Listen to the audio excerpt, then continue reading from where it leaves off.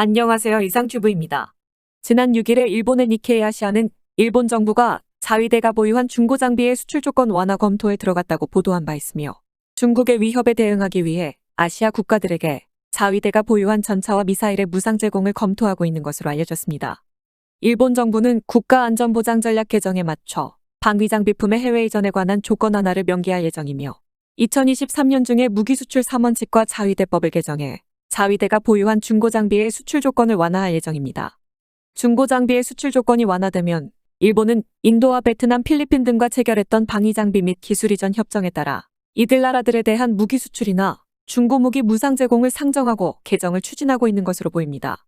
또한 일본은 무기 수출 3원칙에서 명시한 다른 나라의 양도 가능한 품목을 변경하여 전차와 미사일을 추가할 것으로 알려졌습니다.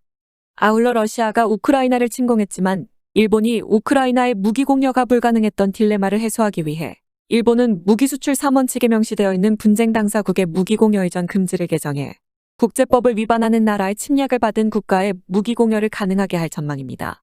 이어서 그동안 해외에서 일본과의 무기 공동 개발을 거려했던 요인 중 하나인 사전동의 의무를 폐지하는 방안도 검토하고 있습니다. 현재 일본의 무기 수출 3원칙에서는 공동 개발한 장비를 공동 개발국이 제3국에 수출할 경우 일본 정부의 사전 동의를 의무화하고 있습니다. 니케이 아시아는 수출 때마다 사전 동의를 얻는 절차가 다른 나라와 일본의 공동 개발을 멀리하는 요인이 되고 있었다고 보도한 것이 흥미롭습니다. 이러한 사전 동의제를 폐지함으로써 영국과 공동 개발하는 차기 전투기의 계획이 원활히 추진될 것이라고 지적하고 있습니다. 현재 일본이 추진하고 있는 무기 수출 3원칙을 개정하려는 주된 이유는 영국과 공동 개발하는 차기 전투기의 수출을 염두에 둔 것이라고 일본 언론들은 밝히고 있는 것입니다. 지난 8월에 일본 요미우리 신문은 일본 정부가 차기 전투기의 해외 수출을 염두에 두고 무기 수출 3원칙의 재검토를 국가안전보장 전략에 명기하는 방안을 검토 중이라고 보도했습니다. 일본은 미국의 지원을 받아 독자적으로 차기 전투기를 개발할 방침이었으나 양국은 전투기 개발 협상의 난항을 겪었습니다. 결국 일본은 차기 전투기 기술을 지원받을 국가를 미국에서 영국으로 변경하기로 결정했습니다. 양국은 협상을 통해 차기 전투기의 요구 요건이 거의 일치하고 있으며 1조 엔이 넘는 개발 비용을 억제할 수 있다고 판단하여 양국은 일본의 FX 개발 계획과 템페스트 프로그램을 통합하여 공통의 기체를 개발하는 방향으로 최종 조정에 들어갔습니다.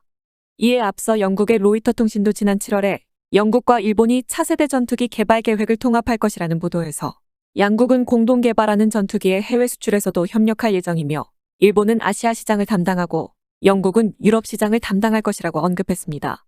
요미우리 신문도 차기 전투기의 해외 수출을 염두에 두고 일본 정부는 무기 수출 3원칙 개정을 국가안전보장 전략에 명기하는 방안을 검토하고 있다고 보도한 바 있어 군안과 수송 및 경계 감시 용도로 한정된 장비 수출 제약을 완화하거나 철폐할 계획일 것으로 보입니다.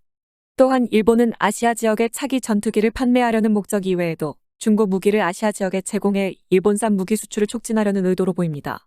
지금까지 우리나라도 중고 무기를 여러 나라에 무상으로 제공하여 한국산 무기 수출의 보탬이 되었습니다. 특히 필리핀은 한국산 퇴역함을 제공받아 사용하고 다시 한국산 군함을 재구매한 이력이 있습니다. 필리핀 해군은 한국에서 제공받은 구 충주함을 운영하다가 중국 해군이 항상 필리핀 영해에서 활동 중인 필리핀 해군 함정에 레이더를 조준한다는 것을 발견하게 됩니다. 필리핀 해군은 구 충주함에 달려져 있던 레이더경 보수신기 덕분에 눈치를 채게 된 것입니다. 이후 필리핀 해군은 한국에서 새로운 군함들을 발주하기 시작했으며 지금은 필리핀 해군이 발주하는 군함들은 거의 한국이 따내고 있습니다. 아마도 일본은 한국의 예처럼 중고 무기를 아시아 지역에 제공하여 사용하게 하고 수출을 도모하기 위한 것으로 보입니다. 하지만 일본이 영국과 2030년 중반에 6세대 전투기라고 불리는 전투기를 개발한다고 해도 아시아 지역에서 값비싼 6세대 전투기를 구입할 수 있는 여력이 있는 나라는 싱가포르 정도가 전부입니다. 또한 일본제 중고 무기를 아시아 지역에 제공하여 추후에 일본제 무기를 수출하는 것도 현재 일본의 상황에서는 쉽지가 않습니다. 일본 수출의 약점은 작년 인도네시아와 모가미급 호위함 수출에서 여실히 나타났습니다. 작년 11월에 요미우리 신문은 일본과 인도네시아 간의 호위함 수출에 관한 기사를 보도한 적이 있습니다. 당시 요미우리 신문은 인도네시아는 조달할 8척의 호위함 중 4척은 일본으로부터 기술을 이전받아 자국 내 건조를 희망하고 있다고 전했습니다. 하지만 기술 이전 등의 이러한 조건은 일본에게 생소한 것이며 특히 현재 생산이 한 세트로 묶여있기 때문에 일본은 골머리를 앓게 되었다는 것입니다. 인도네시아가 각국의 제안을 판단하는 주요 포인트는 기술 이전과 비용, 그리고 인도네시아 함정건조의 현지 기업 참여 등의 세 가지였으며 특히 일본은 호주의 잠수함 제한 경험을 제외하고 이러한 조건을 다뤄본 경험이 적기 때문에 경험 많은 이탈리아와 달리 가장 골치 아픈 부분이 될 것이라는 의미였습니다. 결국 일본은 인도네시아의 우호적인 분위기에도 무기 수출을 위한 여러 부분에서 서툴러 인도네시아의 호위함 도입 사업은 베르가미 2급을 제안한 이탈리아가 수주하게 되었습니다. 어쨌든 일본이 2023년 중에 무기 수출 3원칙이나 자위대법이 개정된다면 가장 빠르게 진행할 프로젝트는 우크라이나에 대한 무기 지원일 것입니다. 일본은 155mm 차량 탑재형 자주포로 업그레이드 예정인 FH-70과 전장에서 가장 필요한 155mm 포탄, 그리고 91식 휴대용 지대공 유도탄 등을 내년 중에 우크라이나에 제공할 수 있을 것으로 보입니다. 이처럼 일본이 한국에게 자극받아 세계 무기 시장에 적극적으로 진출하려고 하지만 과연 일본의 의도대로 될지는 지켜봐야 할 것입니다. 일본이 영국과 개발 중인 차세대 전투기와 관련된 소식을 하나 더 전해드리겠습니다. 영국의 템페스트 전투기 개발에 참여 중인 이탈리아 공군의 참모총장이 지난 10월에 일본을 방문하여 차세대 전투기에 대해 일본의 항공자위대와 협의했다라는 소식입니다. 이에 대해 미국 언론은 차세대 전투기와 관련해 이탈리아와 일본이 무엇을 공유할 수 있고 무엇을 공유할 수 없는지를 살피는 기회가 될 것이라고 밝혔습니다. 타이푼의 후계기를 개발하기 위해 영국이 시작한 템페스트 프로그램은 기본적으로 영국 국방부 및 BAE 시스템스와 롤스로이스, 레오나르도 SPA와 사브 및 MBDA로 구성된 팀 템페스트가 개발을 주도했으며 여기에 봄바르디아와 지에비에이션, 그리고 콜린스 에어로스페이스와 탈레스 같은 기업들도 팀 템페스트에 가세하고 있습니다. 프로그램 참가 기업의 국적을 보면 알 수 있듯이 템페스트 개발은 영국에 제한되지 않은 점이 특징입니다. 국가 주도의 공동 개발의 경우 주요 컴포넌트의 개발을 담당할 기업의 선정은 기술력보다는 국제 정세와 개발 참가국의 사정으로 선정되는 경우가 많습니다. 하지만 프로그램 참가 기업을 국적으로 제한하지 않는 템페스트 프로그램은 자국 기업이나 유럽의 이익을 최우선으로 생각할 필요가 없으므로 필요한 기술을 가진 기업을 전 세계에서 선택할 수 있습니다. 다만 템페스트 프로그램에 참여하는 기업의 대부분은 영국의 법인을 둔 기업들의 참여가 많았습니다.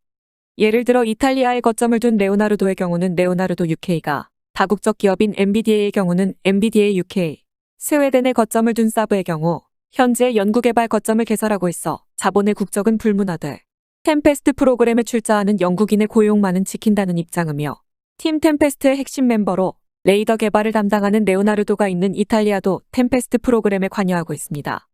이탈리아 정부는 템페스트 프로그램에 대한 투자로 2023년에 3억 4,500만 유로를 책정했지만 완성된 템페스트를 도입할지는 미정입니다. 현재 이탈리아는 국가가 아닌 자국의 방위산업을 템페스트 개발에 참가시키는 형태를 취하고 있습니다. 레오나르도 UK는 템페스트 전투기용 레이더 기술을 개발 중이고 일본 미쓰비시 전기와는 지난 7월에 전투기용 레이더 기술 실증기 개발에서 협력하기로 합의했습니다. 따라서 이탈리아의 고레티 참모총장의 일본 방문은 항공자위대와 협력을 조율하기 위해 일본에 방문했을 가능성이 높습니다. 참고로 이탈리아는 템페스트 프로그램을 6세대 전투기를 구성하는 기술 습득 기회로 보고 템페스트 프로그램을 방위산업계의 비즈니스 기회로 파악하고 있습니다. 더불어 이탈리아는 더 큰 제조 규모를 확보하기 위해 템페스트 프로그램과 독일과 프랑스가 주도하고 있는 유럽 전투기 개발 계획인 FCAS 프로그램과의 통합을 주장하고 있는 점도 흥미롭습니다. 어쨌든 템페스트 프로젝트에 참여한 국가와 기업 간의 컴포넌트의 공동 개발도 진행 중인 것으로 보여 템페스트 프로젝트는 지금까지 보여왔던 전투기 프로젝트와는 확실히 다른 것으로 보입니다. 이상 마치겠습니다. 시청해주셔서 고맙습니다. 이상튜브였습니다.